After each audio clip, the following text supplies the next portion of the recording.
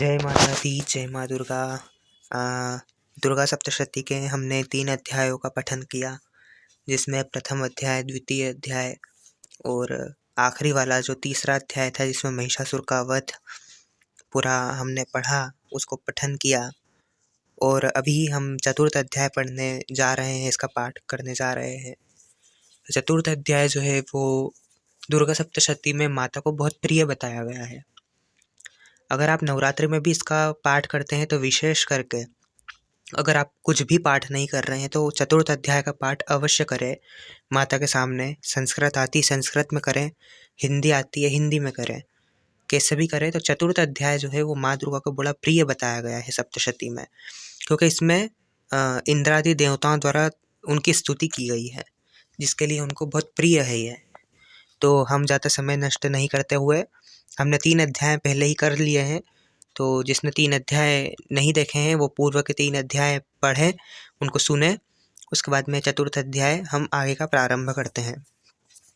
तो चतुर्थ अध्याय इस प्रकार है: इंद्रादि देवताओं द्वारा देवी की स्तुति। और इसका ध्यान है: ओम कालाभ्राभां कटाक्षैररिकुलभयदां मौलिबद्धेन्दुरेखां शंखं चक्रं कृपाणं त्रिशिखमपि करैरुद्वहन्तीं त्रिनेत्रां सिंहस्कन्धाधिरूढां त्रिभुवनमखिलं तेजसा पूरयन्तीं ध्यायेत् दुर्गां जयाख्यां त्रिदश परिवृतां सेवितां सिद्धिकामैः। तो इस प्रकार ये माँ का ध्यान है। हम इसका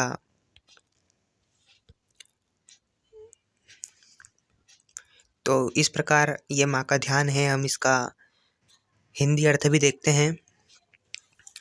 सिद्धि की इच्छा रखने वाले पुरुष जिनकी सेवा करते हैं तथा जिन्हें सब ओर से घेरे रहते हैं, उन जया नाम वाली दुर्गा देवी का ध्यान करें। उनके श्री अंगों की आभा काले मेघ के समान श्याम है। वे अपने कटाक्षों से शत्रु समूह को भय प्रदान करती है। उनके मस्तक पर आबद्ध चंद्रमा की रेखा शोभा पाती है। वे अपने हाथों में शंख चक्र कृपाण और त्रिशूल धारण करती है। उनके 3 नेत्र हैं।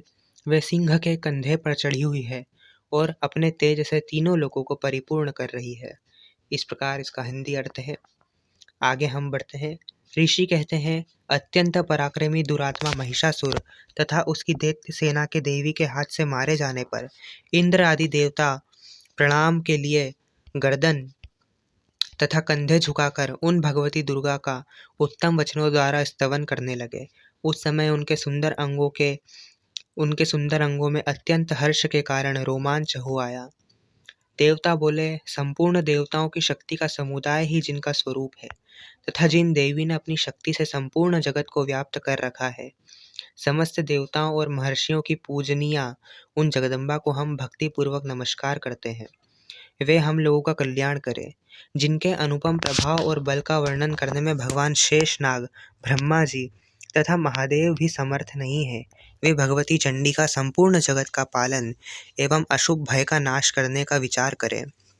जो पुण्यात्माओं के घरों में स्वयं ही लक्ष्मी रूप से, पापियों के यहाँ दरिद्रता रूप से, शुद्ध अंतःकरण वाले पुरुषों के हृदय में बुद्धि रूप से, सत्य पुरुषों में श्रद्धा रूप से तथा कुलीन मनुष्यों में लज्जा रूप से निवास करती है, उन आप भगवती दुर्गा को हम नमस्कार करते हैं। देवी, आप संपूर्ण विश्व का पालन कीजिए। देवी आपके इस अचिंत्य रूप का, असुरों का नाश करने वाले भारी पराक्रम का तथा समस्त देवताओं और दैत्यों के समक्ष युद्ध में प्रकट किए हुए आपके अद्भुत चरित्रों का हम किस प्रकार वर्णन करें। आप संपूर्ण जगत की उत्पत्ति में कारण हैं। आप में सद्गुण, रजोगुण और तमोगुण, ये तीनों गुण मौजूद हैं, तो भी दोषों के साथ आपका संसर्ग नहीं जान पड़ता। भगवान विष्णु और महादेव जी आदि देवता भी आपका पार नहीं पाते। आप ही सबका आश्रय हैं। यह समस्त जगत आपका अंशभूत है, क्योंकि आप सबकी आदिभूत अव्याकृता परा प्रकृति हैं। देवी, संपूर्ण यज्ञों में जिसके उच्चारण से सब देवता तृप्ति लाभ करते हैं, वह स्वाहा आप ही है। इसके अतिरिक्त आप पितरों की भी तृप्ति का कारण है। एतएव हम सब लोग आपको स्वधा भी कहते हैं। देवी, जो मोक्ष की प्राप्ति का साधन है, अचिंत्य महाव्रत स्वरूपा है, समस्त दोषों से रहित, जितेंद्रिय तत्व को ही सार वस्तु मानने वाले तथा मोक्ष की अभिलाषा रखने वाले मुनिजन जिसका अभ्यास करते हैं वह भगवती पराविद्या आप ही हैं। आप शब्द स्वरूपा है। अत्यंत निर्मल ऋग्वेद, यजुर्वेद तथा उदिगथ उद्गीत के मनोहर पदों के पाठ से युक्त सामवेद का भी आधार आप ही हैं। आप देवी त्रयी, तीनों वेद और भगवती छहों ऐश्वर्यों से युक्त है। इस विश्व की उत्पत्ति एवं पालन के लिए आप ही वार्ता, खेती एवं आजीविका के रूप में प्रकट हुई हैं। आप संपूर्ण जगत की घोर पीड़ा का नाश करने वाली है। देवी, जिससे समस्त शास्त्रों के सार का ज्ञान हो, वह मेधा शक्ति आप ही हैं। दुर्गम भवसागर से पार उतारने वाली नौका रूप दुर्गा देवी भी आप ही हैं। आप कहीं भी आसक्ति नहीं है आपकी कहीं भी आसक्ति नहीं है।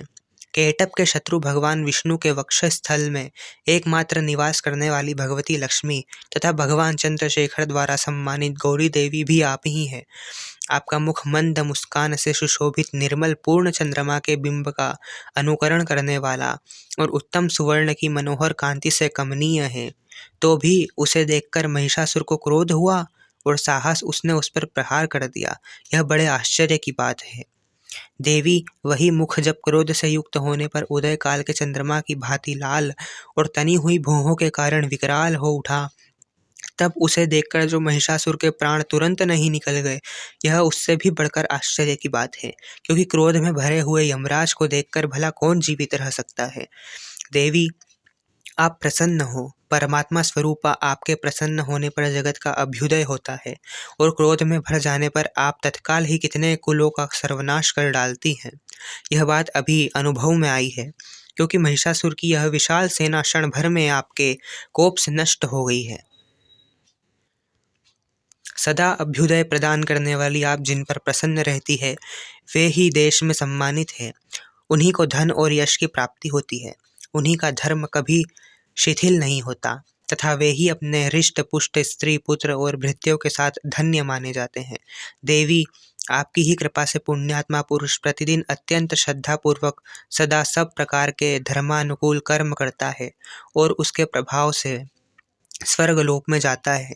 इसलिए आप तीनों लोकों में निश्चय ही मनोवांछित फल देने वाली है। माँ दुर्गे, अब स्मरण करने पर सब प्राणियों का भय हर लेती है और स्वस्थ पुरुषों द्वारा चिंतन करने पर उन्हें परम कल्याणमयी बुद्धि प्रदान करती है। दुख, दरिद्रता और भय हरने वाली देवी, आपके सिवा दूसरी कौन है, जिसका चित्त सबका उपकार करने के लिए सदा ही दयार्द्र रहता है। देवी, इन राक्षसों के मरने से संसार को सुख मिले तथा ये राक्षस चिरकाल तक नरक में रहने के लिए भले ही आप पाप करते रहो, इस समय संग्राम में मृत्यु को प्राप्त होकर स्वर्गलोक में जाए, निश्चय ही यही सोचकर आप शत्रुओं का वध करती हैं।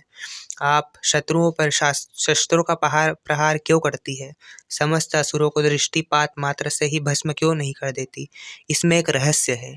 ये शत्रु भी हमारे शस्त्रों से पवित्र होकर उत्तम लोकों में जाए, इस प्रकार उनके प्रति भी आपका विचार अत्यंत उत्तम रहता है।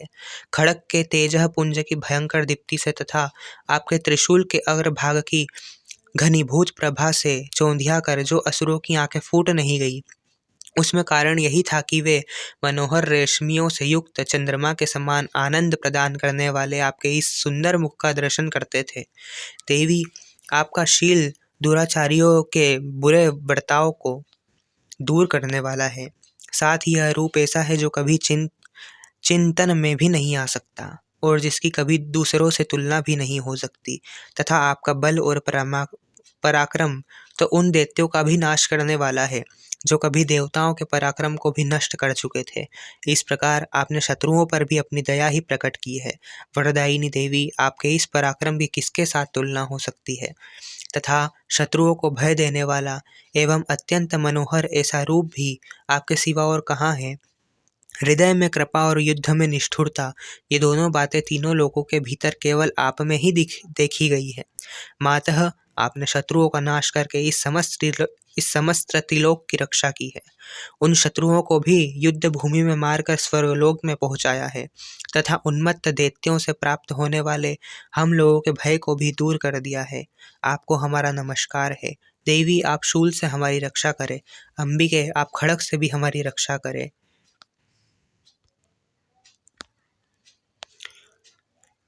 तथा घंटा की ध्वनि और धनुष की टंकार से भी हम लोगों की रक्षा करें।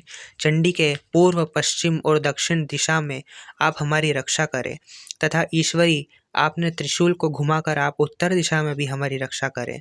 तीनों लोकों में आपने आपके जो परम सुंदर एवं अत्यंत भयंकर रूप विचरते हैं, उनके द्वारा भी आप हमारी तथा इस भूलोक की रक्षा करें।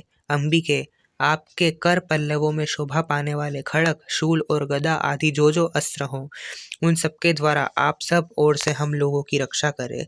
ऋषि कहते हैं, इस प्रकार जब देवताओं ने जगन माता दुर्गा की स्तुति की और नंदनवन के दिव्य पुष्पों एवं गंध चंदन आदि के द्वारा उनका पूजन किया, फिर सबने मिलकर जब भक्तिपूर्वक दिव्य धूपों की सुगंध निवेदन की, तब देवी ने प्रसन्न वदन होकर प्रणाम करते हुए सब देवताओं से कहा।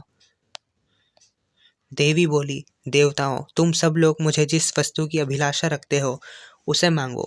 देवता बोले, भगवती, हमारी सब इच्छा पूर्ण कर दी है, अब कुछ भी बाकी नहीं है, क्योंकि हमारा यह शत्रु महिषासुर मारा गया।